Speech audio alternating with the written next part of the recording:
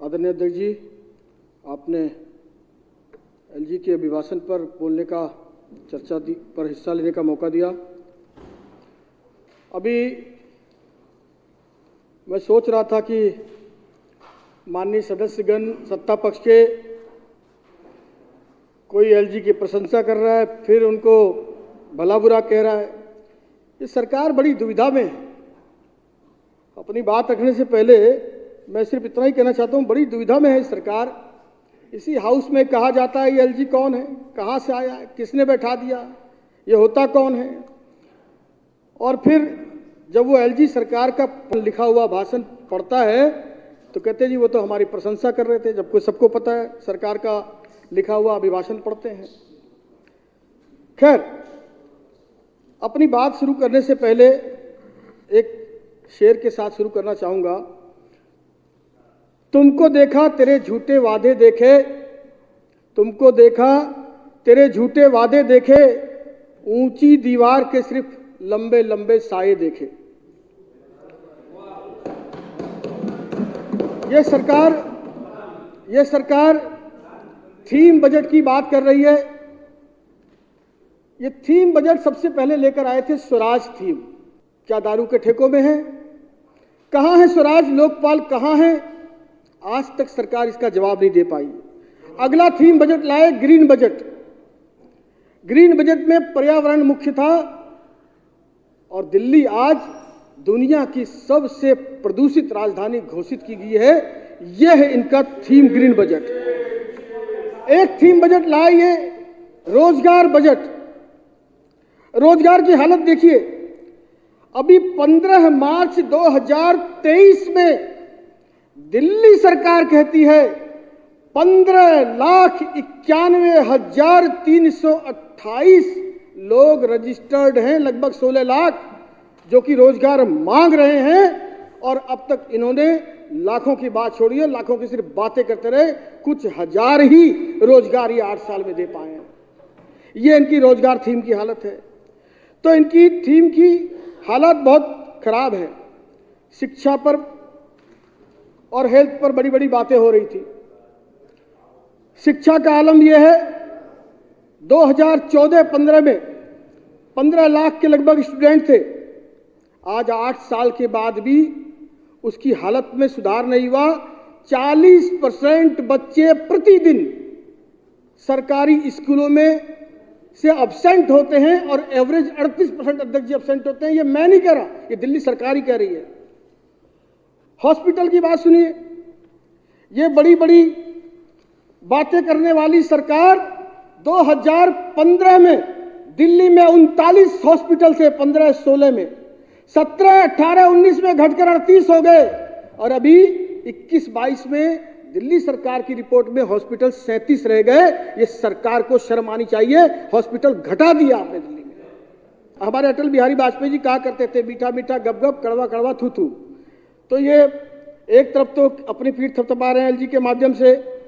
हमारे आदरणीय कैलाश गहलोत जी बैठे हैं। इन्होंने जब बजट पेश किया, अपने बजट भाषण के 12 नंबर पेज पर इन्होंने खुद कहा, मैं इनका भाषण, इन्होंने कहा कि दुर्भाग्य से एजेंसियों के बीच एक समन्वय में कमी के कारण हम अक्सर देखते हैं सड़कें गंदी रहती हैं।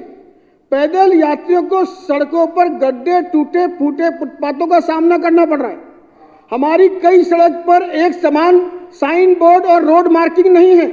यह सड़क से सटे कच्चे हिस्से में बहुत सारी धूल है जो चलते ट्रैफिक के कारण हवा में उड़ती रहती है और जिससे गंभीर वायु प्रदूषण होता है। ये मैं नहीं कह रहा, माननीय वित्त मंत्री दिल्ली सरकार कह रहे हैं। इसका मतलब ये 8 साल से इस हालत के जिम्मेदार कौन है?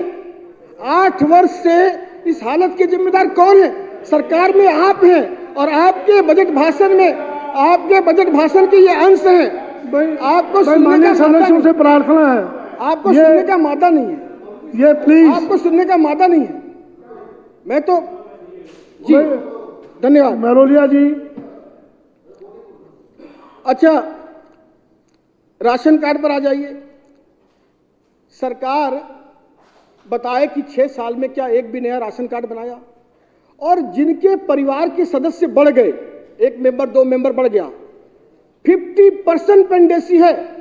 उनके जो मेंबर बढ़ गए हैं, किसी का एक बच्चा और आ गया है घर में, बहू आ गई है, उसको ठीक करने के लिए भी आदरणीय अध्यक्ष जी 50% पेंडेंसी कार्ड एप्लीकेशन है लास्ट के 5 ईयर्स में। 10 लाख से ज्यादा एप्लीकेशन इसमें पेंडिंग पड़े हुए हैं। दिल्ली विधानसभा में मैं अगर बात करूं सीनियर सिटीजन के पेंशन्स की, कल कह रहे थे वित्त मंत्री जी अपने भाषण में कि हमने 70,000 लोगों को वैष्णो देवी घुमाया, श्रवण कुमार बन गए।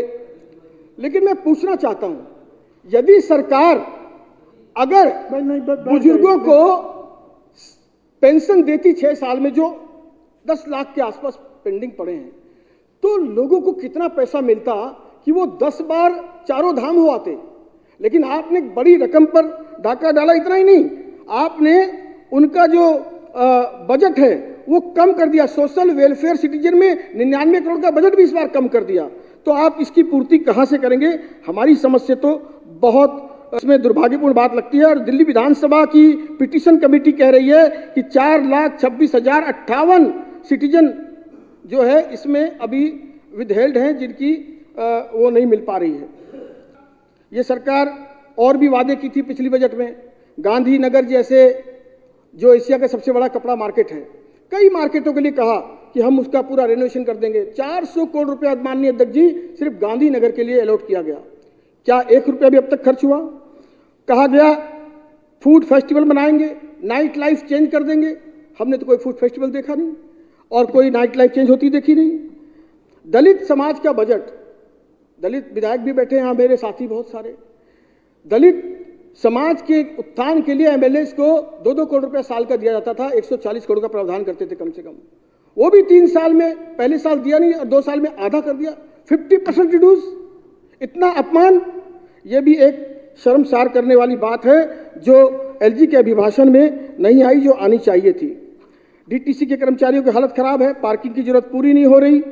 अपना अच्छा, एक बात देखी मैंने, ये सरकार अपना नाकामी का ठीकरा हमेशा दूसरे पे फोड़ती है। पड़ोसी राज्य पे फोड़ देगी, एमसीडी पे फोड़ देगी, केंद्र पे फोड़ देगी। अपनी जिम्मेदारियों पर कभी भी खड़ी नहीं होती है सरकार। और इन्होंने कुछ विकास जो किया है, जैसे ये बार बार कह रहे हैं 38,000 से, जब शीला दीक्षित थी 38,000 करोड़ का बजट था, 78,600 करोड़ का बजट हो गया है। मैं इस सरकार की 5-6 पॉइंट पे मानता हूं कि उसने विकास किया है। 38,000 करोड़ से 78,000 करोड़ की कहानी तो बताते हैं, पर ये नहीं बताते कि विज्ञापन में 24 करोड़ से 560 करोड़ का विकास किया आपने घोटालों का और भ्रष्टाचार का हर विभाग में विकास किया है। आपने दारू के ठेके बढ़ाने का विकास किया है, दारू की बिक्री बढ़ाना और उसके रेवेन्यू को कम करना। अभी हमारे मेंबर अभय वर्मा जी के सवाल के जवाब में आया है 2020-21 में दारू की बिक्री थी 12.53 करोड़ लीटर, उसमें रेवेन्यू था 4890 करोड़। और 21-22 की पॉलिसी में 22.28 लीटर यानी डबल करोड़ की बिक्री हुई है और रेवेन्यू मात्र 5576 करोड़ रुपए। तो ये आधे पैसे कहां गए, इसकी जवाबदेही भी इसमें तय नहीं हुई है। चलिए अब कंक्लूड करें ऋतुराज जी। आपने मुझे बोलने का मौका दिया, बहुत सारे पॉइंट्स रह गए, लेकिन फिर भी आपने मुझे बोलने का मौका दिया।